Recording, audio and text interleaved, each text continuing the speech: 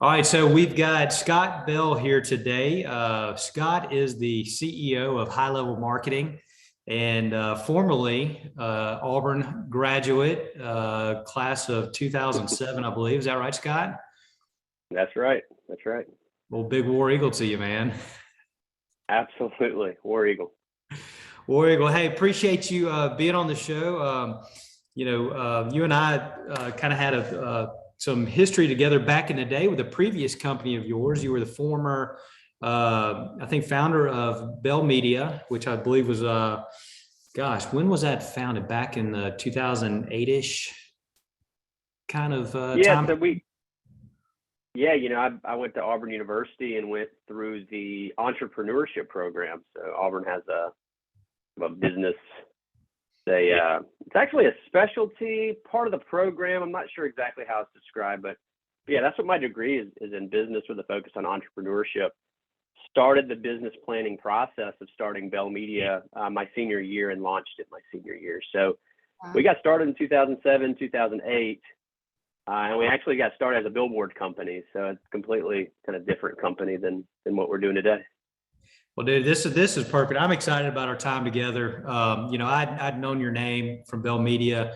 I was probably one of your first customers with the indoor digital billboards when Nathan had reached out to me. This must have been probably around that 2011 timeframe in Auburn. We just moved from Birmingham, and I had this really good personable sales rep that called on me about indoor TV monitor billboards, whatever you want to call it. And that's how I first got connected with you guys. And it's interesting. Here we are, 12 years later, having this conversation. And I did not realize that was your major or your focus on at Auburn, the entrepreneurial. Yep. That did not exist when I graduated, or I'm sure I would have been all over that, man. That is awesome. That's really cool to know. So talk about that for a second. The name of this podcast is, an entrepreneur's journey, right? Where that's sort of the tagline, and it talks about having an entrepreneurial mindset of growing a business. Kind of talk about your history. Has this been in your blood, being an entrepreneur, and obviously going into that for school, you had some foresight there. Tell us about your background and where all this started. I think I was kind of the stereotypical entrepreneur student who just always restless at school, not hugely focused and excited to get to school and focus on the schoolwork each and every day until I found the entrepreneurial program at Auburn. All of a sudden something kind of switched in my mind. I said, you know what, I really like this. Like, I don't mind going to school. I don't mind working on the projects. And I think it's just really an indicator that was the right fit for me. But yes, entrepreneurship, I think is part of me, and it comes from my parents and my brother. So my dad was an entrepreneur, owned a business when I grew up. So I kind of grew up going and kind of working alongside him and had my first job there. My mom, although not kind of a stereotypical entrepreneur, she was a marriage and family therapist and a child therapist, and she started her own business doing that. And then my brother, who's older than I am, actually started a company when I was in college. So I think it's definitely part of our DNA. And when I found that at Auburn University and really started getting into it, yeah, it was a light bulb moment. All of a sudden, I loved going to school and loved doing that whole thing. So it was exciting to be a part of that. And I think you're seeing a lot more entrepreneurial focused majors at colleges across the country. Absolutely. Like I said, if that had existed when I was there, I'm sure, because the way you described yourself at school, I thought you were describing me there for a second. And I was a marketing major. I graduated in 2001 with, I was a marketing guy. And it's funny, I get asked all the time, like, where did you, Rusty, where do you do your marketing? Where did you learn it from? Was it Auburn? And obviously that was a great foundation, but it was more or less just being passionate about it and learning from, sort of the, real life situations and being exposed to stuff outside of school. You probably had Jim Corman. Does that name ring a bell? Jim Corman. He was with that program, and I've referenced some mentors in later podcasts, and he was one of my mentors, when I first was kind of getting into the business world. But I don't know if you know that name or not, but he was there at the university. Yeah, so he started at Auburn, I think, the year or two after I left. But interesting story about that. The professor that I had a lot of my dealings with was Dr. Michael Kincaid. He helped start that program. He was there in the entrepreneurship program for years. So I had a lot of my classes with him, which is fantastic. His approach was all hands-on. It wasn't like let's read books. It was more project-based, presentation-based. Let's get good at presenting. Let's get good at thinking about strategy and building something around that. But he asked Jim to come and speak during one of our classes. And I remember thinking during his speech or his time, I need to know this guy because he could be a huge resource. So I've actually gotten to know Jim pretty well.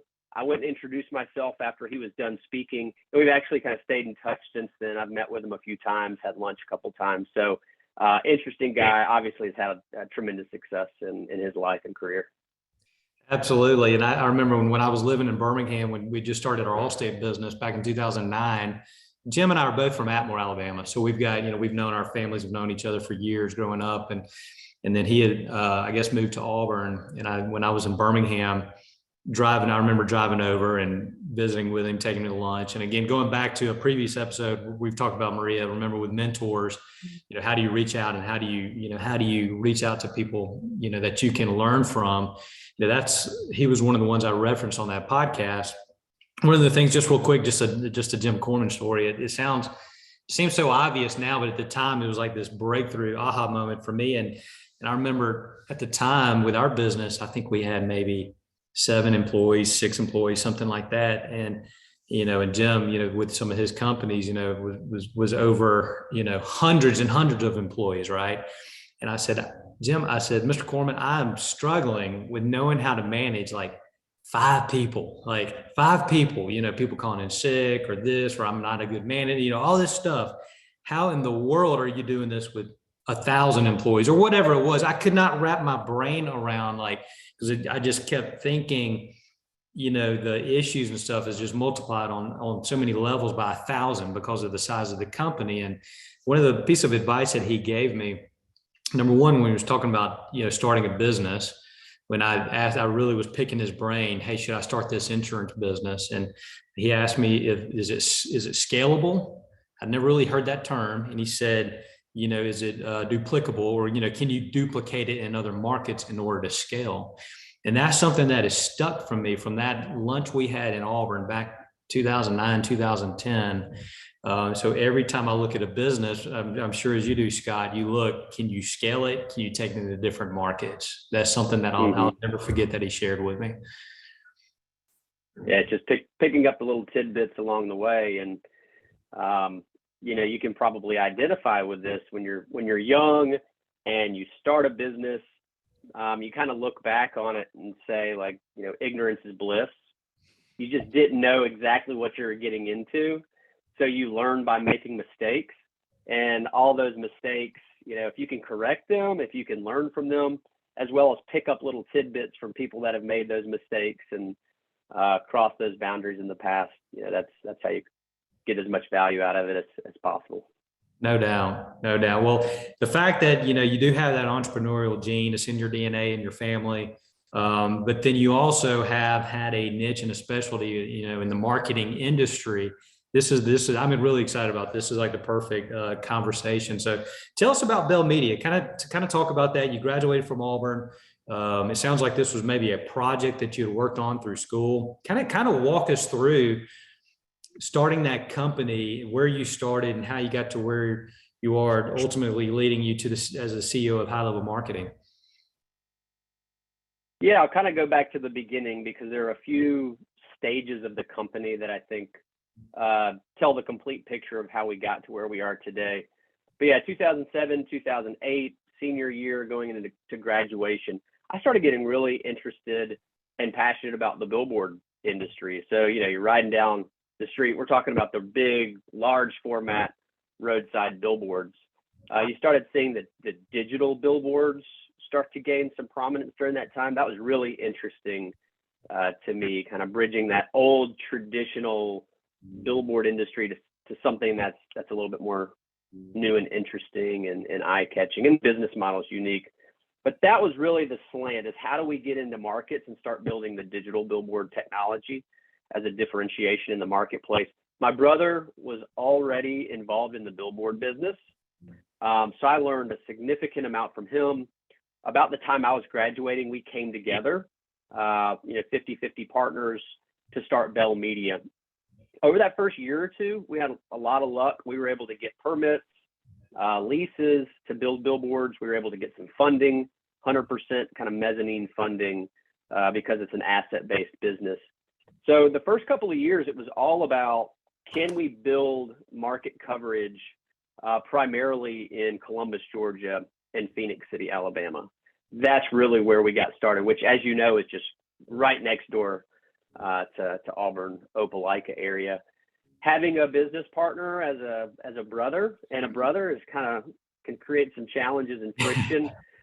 So we made the decision that I was going to stay with Bell Media and continue to grow and run it. My brother was going to move on and do other things, and he actually sold a large portion of his stake in the company to who my business partner is now, who you referred to in the beginning, Nathan Yates. He and I were childhood friends. He went to Vanderbilt, moved to Texas, and then he contacted me and said, hey, I'm interested in being a part of Bell Media. So at that time, it was a good kind of exit for my brother. He still maintains a little bit of ownership. Nathan bought in, and Nathan and I have been growing this ever since. So for the first 6 or 7 years, it was all about, growing our billboard coverage to offer good billboard advertising space to the markets that we served. Started in West Georgia. We bought a market in Montgomery, built a market in South Alabama. And after 6 or 7 years, we had a couple hundred billboard faces, Wow. a legitimate business with 10 to 20 employees. And we had added an indoor advertising product to it to augment our outdoor advertising marketing coverage. We felt like we needed that to be more competitive with the bigger guys in the space. So that's how we grew to a company in 2015, where we had the opportunity to sell that part of our company. And that's the next big kind of break in the organization. In early 2015, we saw a need in the market to start offering digital services, web, SEO, paid media, lead generation. We created a separate department or division within our company in early 2015, starting to sell and deliver digital products while we owned the billboards. But we were approached in 1Q of 2015, a larger company looking to go public that wanted to buy us as they were going public. So we actually had an opportunity to sell the billboard company, which we did in 2015, June of 2015. And then that gave us the resources we needed to go all in on building a full service digital marketing agency. So now we've been at that for 6 or 7 years and learned a lot along the way. We're at about 110 full-time team members, have clients, I think, in every state in the US, and continuing to work on executing our long-term strategy to our vision. That's awesome. And I should have prefaced the conversation, and we may go back, Marie, and add this to the beginning of the episode. It's funny when you listen to podcasts sometimes, I need to do a better job of setting the stage, right? So, because here we are, hiring this guy, Scott Bill. Some people have heard of you, some people haven't, but at the end of the day, what is the credibility that Scott brings to the table? Well, you're managing 110 team member, company. That's a big company. That's a lot of, going back to my point of, with Jim, I mean, going from 5 employees to, or like you mentioned, 15 to 20 when you were like a legitimate company to over 100, it comes with a whole new set of challenges and opportunities. I mean, in talking about scaling your business, it sounds like when you sold that billboard business off with that division and you started focusing on the digital full service marketing, that's when you really started scaling. So kind of walk us through that 20 employee, and whatever your revenue was at that time to 100 employees and whatever it is today. Kind of walk us through that path and journey, because most people can't get over that 5 to 10 small business hump of 5 to 10 team members or whatever. Kind of walk us through that. Yeah, so we had around 20 full-time team members in 2014, 2015, just operating the billboard business. And as you can imagine, I mean, my role at that time was different. I was still going out and selling and, doing the finances. And, at that point, even at 20 team members, as the owner of the company, you're still in the weeds each and every day, making sure that the business is going to continue to thrive and survive. When we sold the billboard company, we basically sold off 90% of our business. Wow. So a couple of team members went with the billboard company that bought us, but because we had the resources, we were able to keep a lot of our team members. And I think over the next 60 days, we hired another 10 or 15 team members that had expertise in the digital marketing space that we didn't have with our core group at that period of time. So, a couple things really, I think, ring true, whether it's for high level marketing and how we made that transition to today, or any company. You got to have great people, folks that understand the business, know what it takes to scale, can really buy into the vision and work towards that. But also, as an entrepreneur, this is sometimes where people get stuck, is it's very, very common to hire someone that you feel is an expert at a specific domain within the business. But then at some point over a year, 2, 3 year period, you've learned that you actually have outgrown that individual and you need someone else that can take that seat. That's something that I think a lot of entrepreneurs get stuck with because they have personal relationships. And I don't discount that, but it's, can you take that person that filled a specific skill set into another role, or do you have to do a true, one-to-one replacement? So when I say people, we all know we've got to have good people, but it's really more, you got to have the good people in the right seats at the right stage of the business that can help you to get to the next stage. The other is just process. I mean, I think you referred to it in the beginning or earlier, the kind of nitty gritty process development. As you scale, you have to be able to get people to row in the same direction in a consistent way with alignment. If everybody's doing things in a different way, you can't create efficiency. It's hard to programatize anything, and you're just going to be mad, and your customers aren't going to be happy. The two other things that I think are really important as you evolve and scale is change. And it's this concept, I think it was coined by Harvard Business Review or someone at Harvard. I've read it a few different times, but I think about it all the time, is this concept of multiples of 3. Mm-hmm. So multiples of 3 is really saying, in terms of revenue, every time you multiply your revenue by 3, you basically have to rebuild and rethink your business. So a solo entrepreneur with a team member or 2 can grow a business to $1 million. And that's like a big threshold that you want to get to.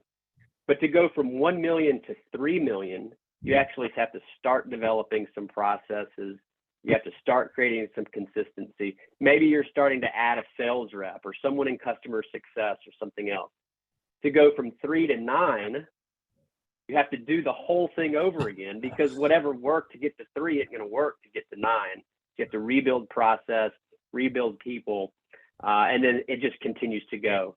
So I've witnessed it. I've been a part of it, and it's something now, knowing that that we're already thinking about. We're a $21 million a year business.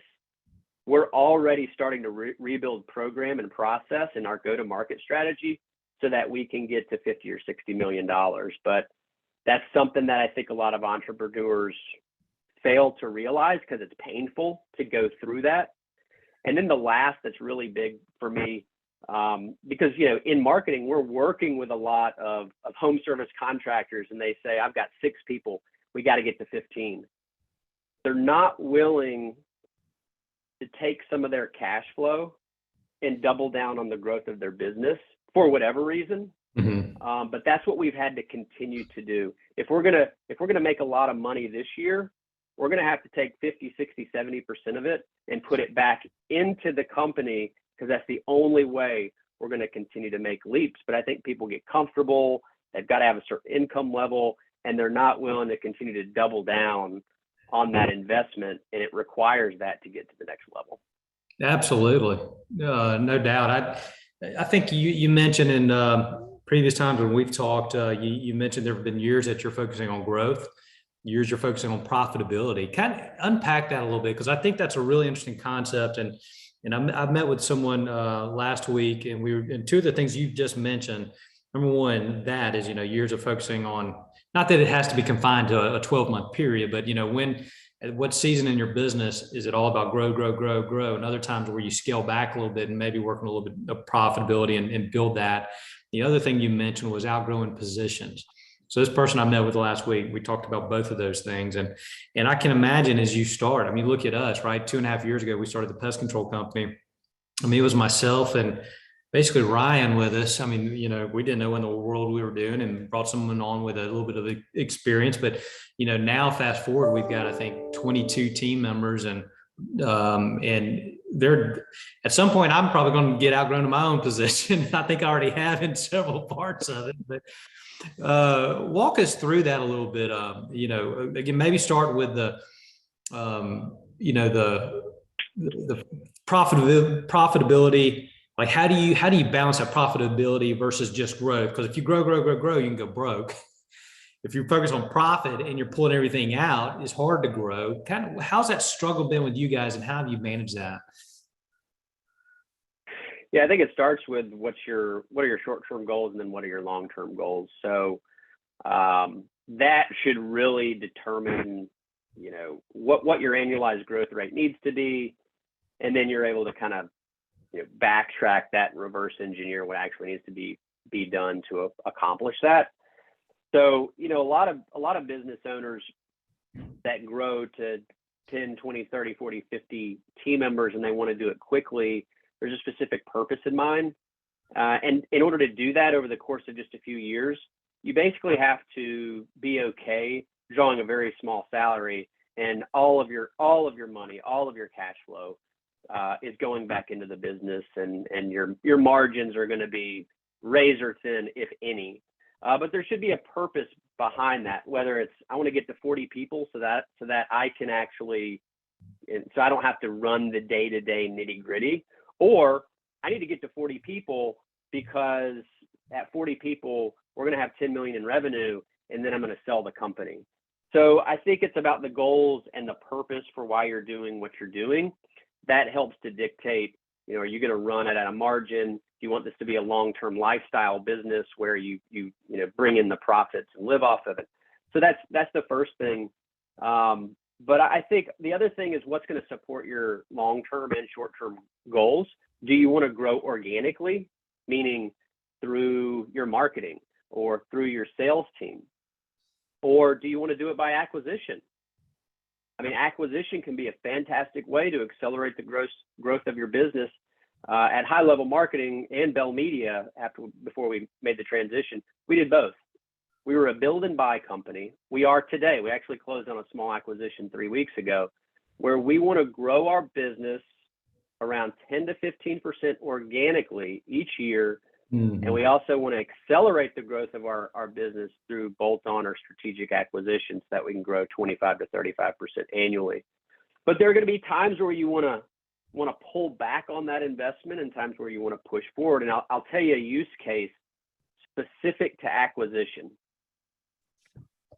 If you run a service-based business and you don't have a bank account that's got millions and millions of dollars or real estate portfolio, if you're not running a service-based business with strong cash flow, you will find it very, very difficult to get financing to fund an acquisition.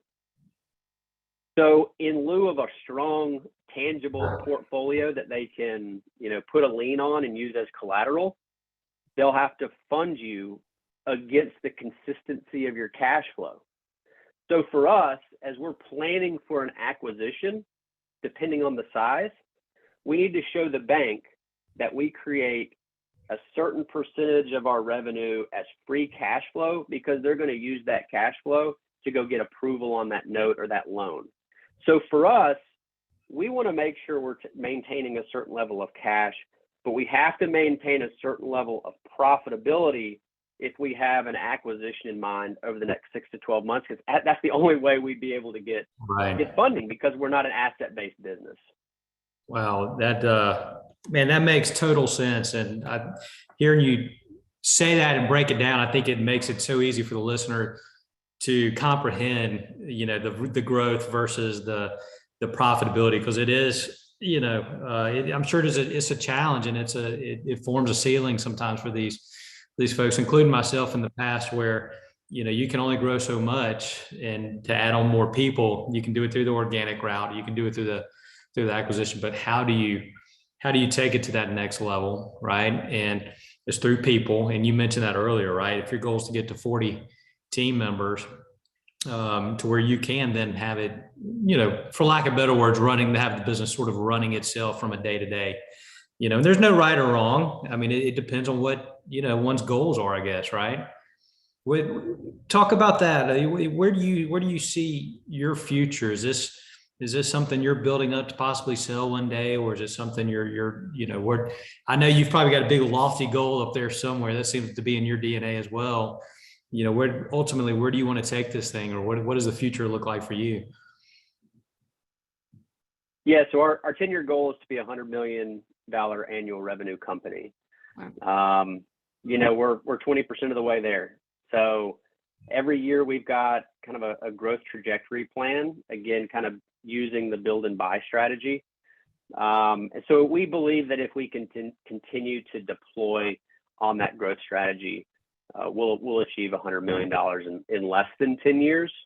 But that's from a tangible perspective, really where we want to be and think we can be, servicing over 5,000 active recurring clients, primarily in a couple categories. So we serve home service contractors, so HVAC, plumbing, electrical, pest control, roofing.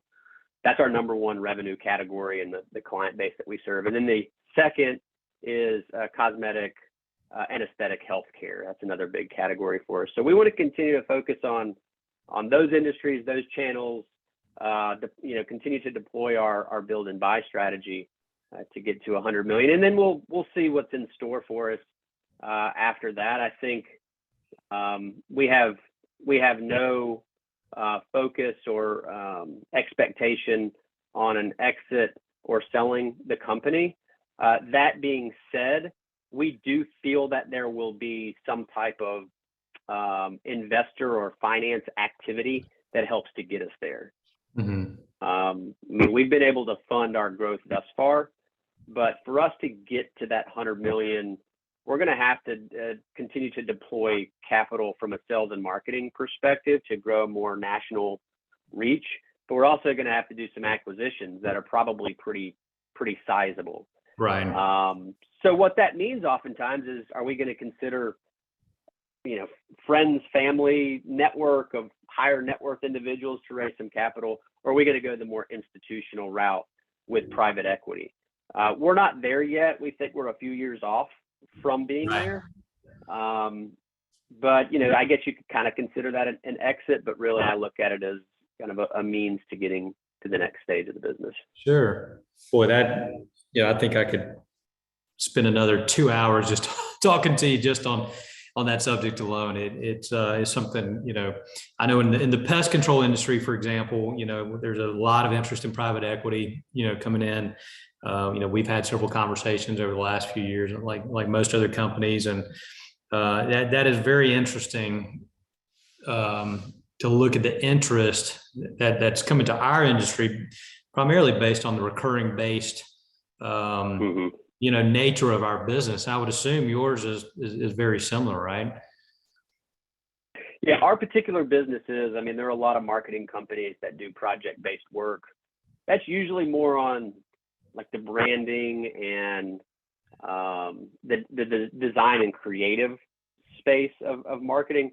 for us, we're 90 to 90, I think last month, 91% of our revenue was recurring. So we start to work with a client who needs to build a web presence for the first time or to improve their web presence, so building their website, creating and building new optimized content, SEO strategy, paid media strategy, all built to help them achieve their long-term goals. But yeah, pretty much all of our revenue is recurring. And you see that even in non-traditional recurring businesses starting to adopt that. Right. And that's really, really powerful. And certainly PE loves to eat that up. Absolutely, man. Well, you mentioned with the M&A. Let's talk a little bit about integration. It sounds like with Bell and with High Level, you guys have done some acquisitions. You just closed on one 3 weeks ago. Tell us about some of the opportunities with acquisition and maybe some of the challenges with the integration. And we've done two, acquisitions with our company in the last 2.5 years. Actually, yeah, two. We've got a few more maybe on the horizon, but I've got my war stories, but I'm sure you've got some, especially if you've done it at scale.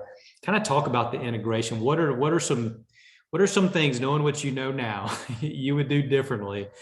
I'm sure you've got the scars to back those up. The acquisition game can be, can be a lonely road with a lot of wounds and scars. It can also be very fruitful, and it's obviously a strategy that a lot of companies deploy when they're scaling. Integration's tough because you can plan for it, but then there are all these things that get in the way that you didn't necessarily foresee in the beginning that you have to tackle and change. I think the most challenging aspect of integration is the people aspect of it. Mm-hmm. When you're bringing people from different cultures together with different processes, there's a natural friction that exists. So better planning around the people aspect of an acquisition, I think, is something that, in hindsight, certainly could have done a lot better job of.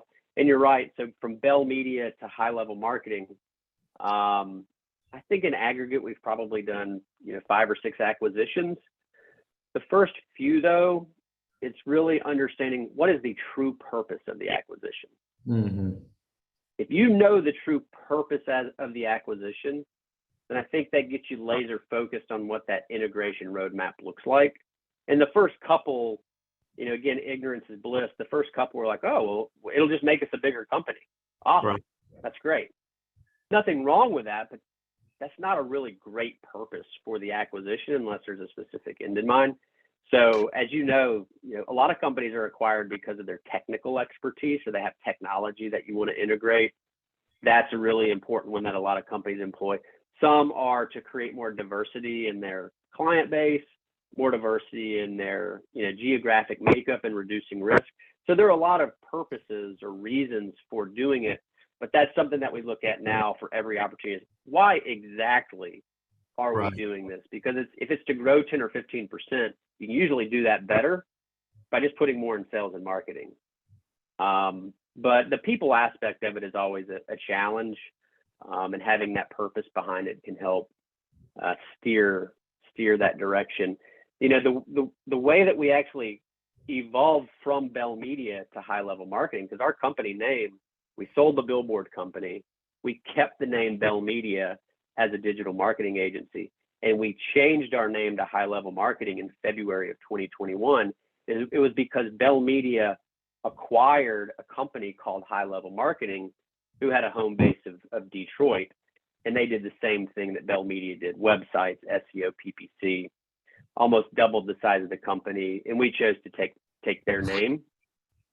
But that was taking 40 people from their team and 50 people from our team, and just kind of smushing them together. And that can be a challenge. So I think my takeaway during that is we used it as an opportunity, thinking about the multiples of 3, to completely rebuild our business. And it was really painful, but platforms, systems, process, core products and services, since that acquisition, everything is completely different. We're on different systems, platforms, processes, training material. And we use that as an opportunity to set that foundation so that all future bolt-on acquisitions, we're not asking ourselves, are we going to take their process or are we going to take our process? No, this acquisition, you're coming on our platform. You're going to be adopting our processes and platforms. And then once you do that, it makes creating future acquisitions and integration a whole lot easier. Makes perfect sense. And I love the multiples of three. I've heard that in the past, but to hear someone who's, I guess living that in their business has a whole new meaning. And it's absolutely true. I mean, I just look at with both of our companies and look at where we've multiplied in three. It's like you're cruising, all of a sudden it's like you have to reinvent the wheel almost. Like you've got to, it feels like you're starting back over, but you're sort of forced to. I mean, and I kind of like it though. It kind of gives us an opportunity to kind of reevaluate. And I get tired of the same redundant thing over and over and over. So for me, it energizes me. Not that it doesn't come with its challenges. I'll probably call you crying next time I hit that that next tier of three and regret saying that. But it is kind of neat. Well, it is an opportunity to reevaluate. Entrepreneurs are a glutton for punishment. I think a lot of entrepreneurs get bored, and that creating some disruption as the company scales can certainly pique interest and break away from the monotony. But yeah, I think as you continue to grow, it's a necessary part of it. Awesome. So I want to touch on two more things before we run. I know your time's valuable.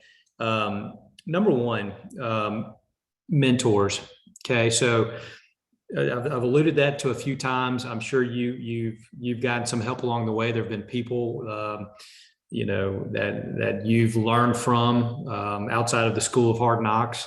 Kind of talk about that. Like, how have you continually improved your way of thinking, your development as a CEO, as a leader of your organization? Have there been key people over the years, or maybe a combination of maybe peer groups or others that have influenced? Talk about that.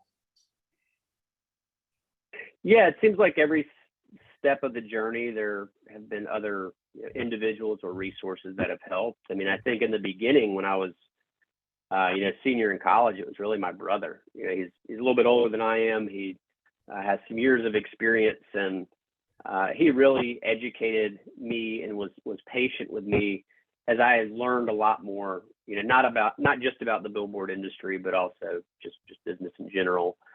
I also worked with a guy, he's in Nashville, his name is Ron Doyle. So we don't work together anymore, but my first couple of years in business, I worked with him. He wasn't really as much like a business or strategic coach. He was more around the people skills. And I certainly needed to develop a lot of people skills in the beginning. I was stringent, I was harsh, it was like the culmination of my life came with this business, and everything's got to be perfect. So what he helped me do is take a step back and start to develop some of the people skills that are needed for managing a team and growing a team. I like to think about it as he really worked with me to kind of file down the rough edges of my personality. So I learned a ton from him. He put me outside of my comfort zone in a very big way. And it was interesting going through all the exercises with him. We're just naturally helped to shape how I work with others. So Ron was a big one. Dr. Michael Kincaid from Auburn. I've stayed in touch with him for 5-10 years and continue to talk about the business. You mentioned Jim Corman. I wouldn't say that he was a mentor, but certainly stayed in touch with him and had a few meetings with him along the way. But some of the most valuable information that I learned was through online resources. So whatever you want to learn, you can find online. So there was, I can't remember the website, but there was a consultant out there that basically put all of his material online. And it was all about the SaaS business. So what is churn? What are appropriate churn rates? How do you minimize churn with revenue offset? How do you track and report on all those key metrics? there was about a year where I dug into that material every week, and I built a lot of our forecasting and key metrics from that information learned online. So each stage of the way, I think it's been, a different person or a different place, but I think it's important that you always have that kind of learning mindset to continue to get better. For sure, for sure. And that's interesting. I found myself again. I feel like you were describing me again. They're talking about you mentioned rough edges. You said it, not me. But I found the same for myself, right? I'm very type A personality. I want everything to be perfect, and particularly for the customer, right?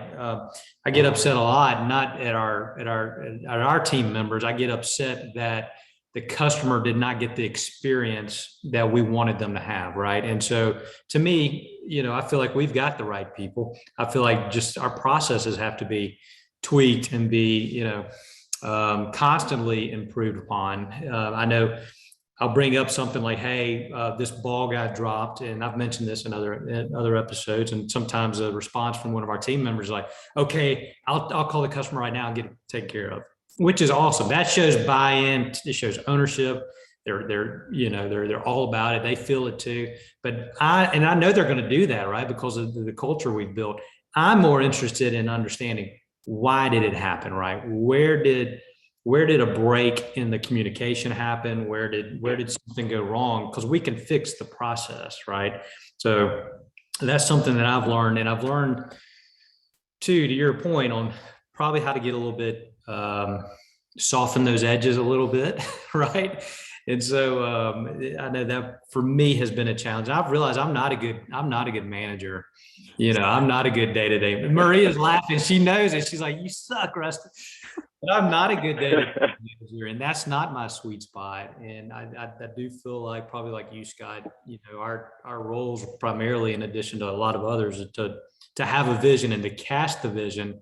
But I'm probably not the one to get in there and roll up my sleeves day in, day out, because I'm too much of a perfectionist to say, no, this is the way it should be done. And, it should probably be a little bit more fluid. Would you agree? Yeah, absolutely. I mean, there needs to be division of responsibilities within the organization. A lot of it is based on, I think, the need of the business, but also the general personality profile of the leaders within the organization. Most folks are now familiar with EOS, where there's this, the visionary CEO role and then an integrator role. Well, there's a purpose behind that. Most CEO visionary types don't possess, from a personality perspective or profile, a lot of the DNA that's needed to manage every day. And it could be for a number of reasons. For me, I think I toe the line, and some organizations don't need that visionary and integrator. But when you have a really strong visionary leader at the top that's, rallying the troops and casting that vision and really focuses on that, yeah, I mean, it's hard to take that into the day-to-day weeds process development. You may be good at process development, but process development is just the foundation. How you get adoption is day-to-day training. And I think that's where that visionary is like, I will point out the problem, and I can actually help develop the solution. But if you want me to reinforce that every single day, like I'm not that person. And I think that's why that additional role is needed. Absolutely. And I think having the self-awareness to know that too, right? It took me a while to realize I need to get out of my own way, right? And again, that's what's cool about being in this role, is being able to. It's almost like we're playing puppeteer. We're putting the pieces together to try to build the right team and put the right people in the right seats, which it sounds like you guys have done for sure. So wrapping up, I like to ask this of guests. Talking about the future, right? Particularly about marketing, and let's talk about like consumer buying behavior. We've seen a lot of change in the last few years. I reference Amazon a lot. You look at direct consumer marketing. You look at how people buy products, services. You look at what is it? I guess I don't own a Tesla or Rivian or some of these mean, car manufacturing brands, I believe, I haven't done a lot of research, but it looks like that's more of a direct to consumer marketing, which is creating a whole new disruption probably in that industry.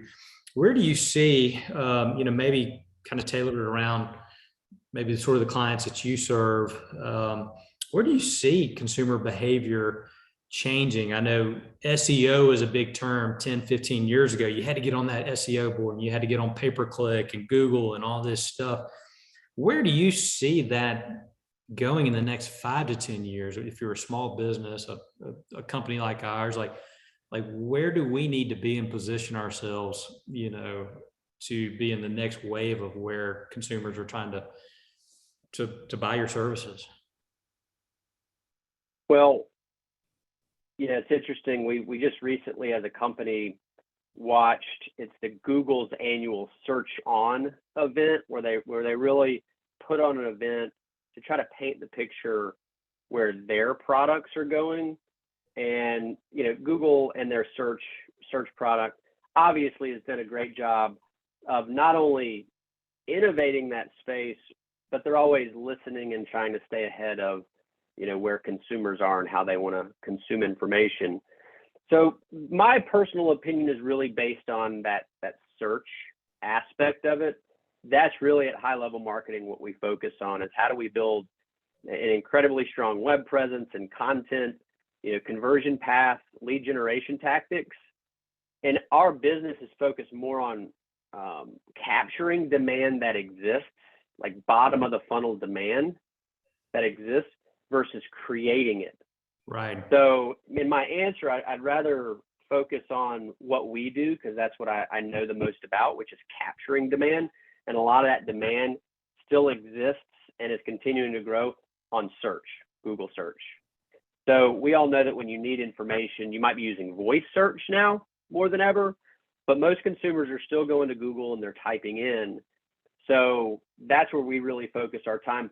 But what's really become evident over the last year or two, and very evident with the Search On 2022 event, is that consumers, even on Google search, want a little bit more of an engaging, all-encompassing experience to learn more about the landscape.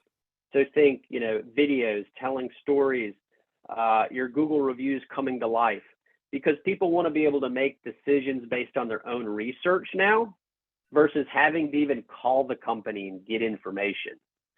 So I think from a web presence perspective, what businesses can be doing is thinking, how not only can I rank on Google, because if you don't rank on Google, you're not going to get chosen, but how do I give the consumer information so that they can make the choice to work with me before they even call us?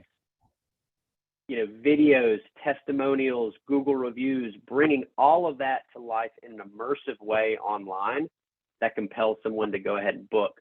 That's another trend. You're starting to see all these booking engines become prominent, where in the home services space, more and more people, if they trust your company and your reviews and your website, they're just going to go ahead and book it. Yeah. I'm just going to go and book it. I'll give you my credit card. I'm accustomed to doing that with all my other subscriptions. But in order to bridge that gap, you have to establish that trust. And I think from a marketing perspective, that's a really big area for businesses to focus on over the next couple of years.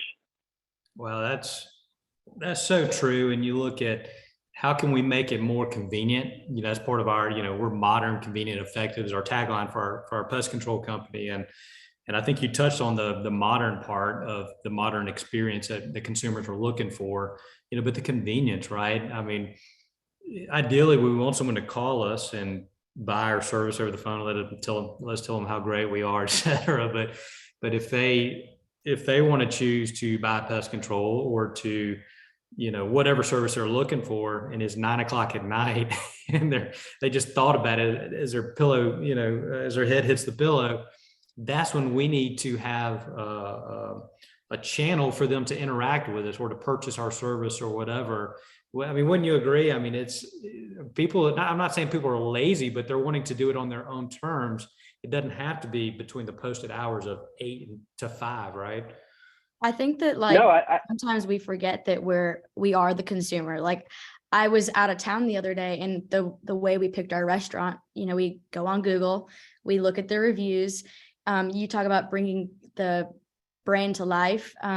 They're posting their pictures of their menus or whatever. And we didn't talk to a single person. We didn't want to talk to a single person, but that's a great example of it. Just how I function every day. I really don't want to speak to someone necessarily, but there are people who do prefer that. So it's like we offer it, but double-edged sword, I guess.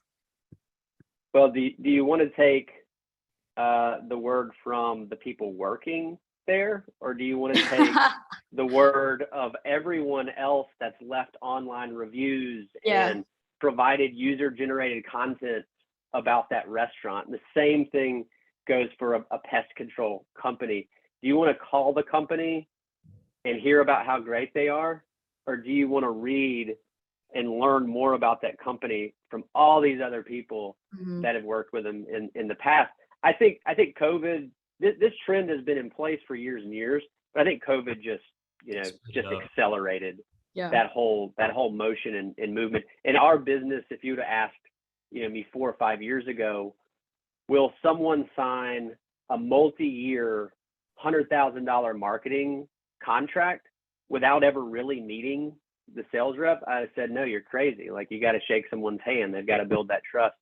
Happens every day and every week for our business now, where decisions and big purchases are being made without actually meeting someone. That's COVID related momentum there. But I think the general consumer is now to the point, especially younger adults, like, I don't really want to talk to someone. I can get this accomplished in 20% of the time if I just do some quick research online. They have a frictionless process. I'm just going to use that. For sure. Culture shift for sure. I feel like COVID definitely. But then, like I said, I know my mom, she had me when she was young. She's not that much older, but she would call herself a millennial. I'm like, Mom, you're not a millennial, but she prefers to talk to someone. She thinks it's improper not to have that conversation.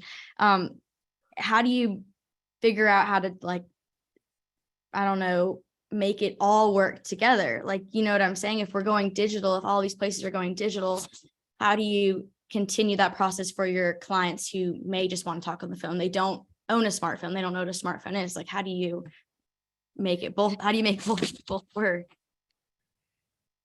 When you build a web presence, I think you have to consider multiple channels and making it convenient to the way that we put it internally and with our clients is people want to raise their hand and convert in the way that they're accustomed to or feel the most comfortable with. So that's why, like Google Business Profile, you got to highlight the reviews, but you have to make the phone number prominent. You got to make it easy to visit the website. And then the website experience, once someone actually clicks on and lands on your website, what are you showing them? Are you only showing them a way to convert by booking online? Or are you giving them 2 or 3 channels to choose in a very simple way the conversion method that they want? And sometimes you'll have companies that just make the choice. People want to call us, but we don't want to take their call. We want them to book online. And then when you go that route, you're kind of architecting what you want that consumer journey and path to look like. But for most of our clients, home services, you might get a call from someone that's 25. You may get a call from someone that's 80. And we want to make all those channels very easy to go through to get that lead booked. That's a super good point. I think we've got that on our website now. So we have a chat feature that pops up immediately. We have an option for them to text us, call us, fill out a form, ultimately, hopefully submitting something that talks with our software to where they can schedule directly, integrate with our service professional that's going to come out and do that initial service. I think that's the future of where the home services is going again, but it's not up to me to decide. It's not up to you to decide. It's up to the consumer to decide, right? So as long as we give them options, for them to buy how they want to buy, I know it's been a big focus of ours. So, well, Scott, man, wrapping up, I just want to thank you for your time. Appreciate your willing to share. Appreciate you being a good Auburn Tiger and passing it on. I'm sure we're going to have a lot of War Eagles listening to this episode outside of our industry. One of the takeaways, I've got several notes I've written down, but I really like the multiples of three. That's something that, I take away something after every podcast episode. We interview somebody, and that's the one that's really sticking in my mind, the multiples of three. I didn't really know what to call it. So you've kind of given the title. I'll probably go Google that here in the next few minutes and just research more feedback on that. Do you have anything else parting you'd like to share maybe with our listeners, or any takeaways you'd like to leave anybody with? No, nothing in particular. I don't have much wisdom, but I really appreciate you guys having me on. It's been nice chatting with you, and yeah, we'll see where consumers take us, and we'll always try to be in lockstep from a marketing perspective. But again, thank you for having me today, and really enjoyed our time. Sure thing, man. War Eagle, Scott. War Eagle.